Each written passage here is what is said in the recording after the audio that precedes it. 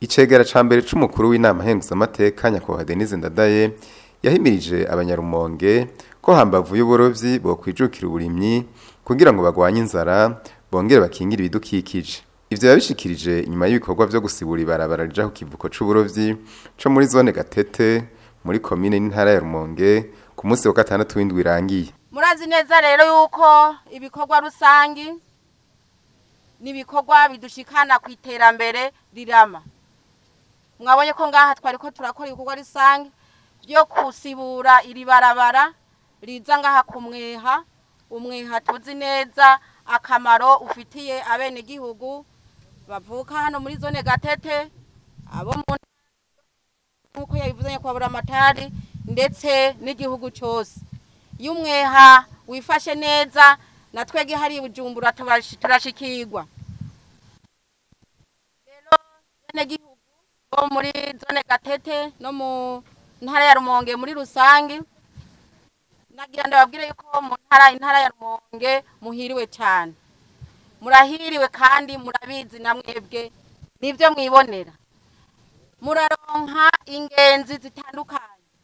Abava mu mihingo yose baza birukira intara ya Rumonge. Abavuye mu gihugu hagati ndetse n'abavuye inyuma y'igihugu baraza baje kurondera kano kayaga, baje kurondera kino kiyaga Imana yahaye intara ya Rumonge. Rero twagomba rero ko Imana yabateye iryo teka mukaba ku nkengera z'ikiyaga ca Tanganyika. Muri kamishe ibikorwa by'iterambere.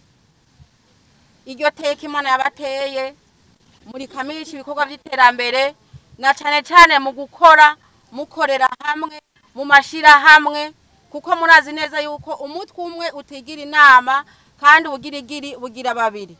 Iyo mukoraniye hamwe, iyo mushinze amashira hamwe, mukaja hamwe, biratuma mukora igikorwa kiboneka, igikorwa ciza. Nyakubahwa Denise Ndadaye yarabahaye n'izindi impanuro zenyanye no kuja mu mashira hamwe canke mu makoperative kugira ngo biteze imbere, gusubiza amatongo ya leta yihagiwe n'abene igihugu, gutanga amakori n'amatagisi, kugwanya amarigara n'ibindi.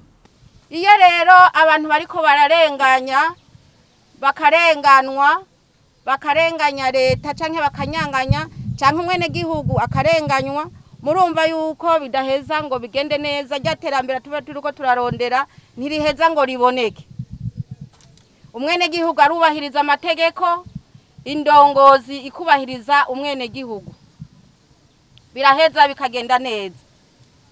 Kuko murazi neza yuko iyo mwagiye hamwe iterambere rikaboneka ryo ku mutumba, mwikomine iterambere riba ribonetse, igihugu cyose kiratera imbere kuko muca igihugu kiraronka amakori n'amatagisi.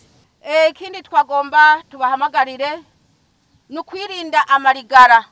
Amarigara atera ubushomeri, atera ubukene.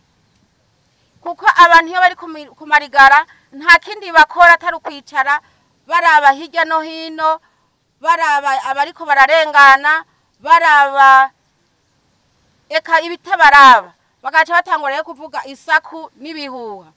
Mu by'ukuri abene gihugu umuntu abashize ku kivi barakora kandi ibikorwa biboneka.